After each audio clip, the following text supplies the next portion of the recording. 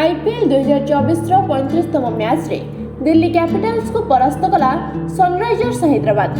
दिल्लीर अरुण जेटली स्टेडियम रे खेला जाइतिबा एही मैच रे टॉस हारिबा परे प्रथमे बैटिंग करबा को आसीतिबा सनराइजर्स हैदराबाद रो ओपनर ट्रेविस हेड एवं अभिषेक शर्मा धुआंधार बैटिंग करी बिना कोनोसी विकेट हराई आईपीएल रे 125 रन करी इतिहास रचिसंती। पावर प्ले रे Sunrisers Hyderabad 125 run score करिछि।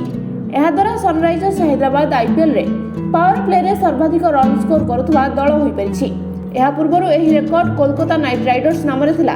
167 run ବିଜୟ ଲକ୍ଷ୍ୟରେ ଦିଲ୍ଲୀ କ୍ୟାପିଟାଲ୍ସ 19 ଓଭର 1 ବଲ୍ରେ 199 ରନ୍ କରି ଅଲ୍ ଆଉଟ୍ ହୋଇଯାଇଥିଲା। 15 ବଲ୍ରୁ ଅର୍ଦ୍ଧଶତକ ପୂରଣ କରିଥିବା ଜ୍ୟାକ୍ ଫ୍ରାସର ମ୍ୟାକ୍ଗ୍ରୁପ୍ 18 ବଲ୍ରୁ 65 ରନ୍ କରିଥିଲେ, କିନ୍ତୁ ଅନ୍ୟ କୌଣସି ବ୍ୟାଟର ସେପରି ଦ୍ରୁତ ହାରରେ ରନ୍ ସଂଗ୍ରହ କରିପାରିନଥିଲେ।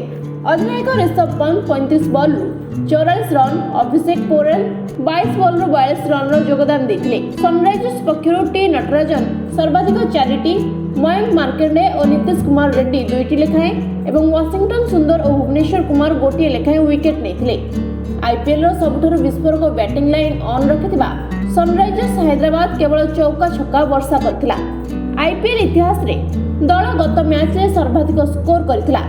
दिल्ली कैपिटल्स विपक्ष में आरंभ हैदराबाद विस्फोरक बैटिंग कर एकाधिक रेकर्ड करिछि।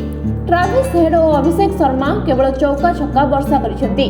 अवश्य 10 ओभर भितर दल 158 रन रे 4 विकेट हराइथिला, किंतु दल ना रे जोड़ी हो जाइछि एकाधिक रेकर्ड। आईपीएल इतिहास रे द्रुततम शतक हैदराबाद हासिल करिछि। दल मात्र 5 ओभर रे दलीय स्कोर को 100 पार कराइथिला। एहा पूर्व चेन्नई सुपर किंग्स 2014 रे 6 ओभर बैटिंग करी दलीय स्कोर को 100 अतिक्रम कराइथिला। 2017 रे केकेआर से 6 ओभर, 2015 रे चेन्नई 6 ओभर 5 बॉल रे और 2024 रे हैदराबाद दलीय स्कोर 7 ओभर रे 100 छुईथिला। प्रथम 7 ओभर रे सर्वाधिक रन हासिलकारी दल मध्य हैदराबाद बनि जाइछि। सेही मैच रे मुंबई मध्य 2 विकेट हराई 141 रन और चलित वर्ष दिल्ली विपक्ष मैच रे केकेआर प्रथम 10 ओभर रे गोटिए विकेट हराई 135 रन करिथिला। Bureau report, Vishwavani live.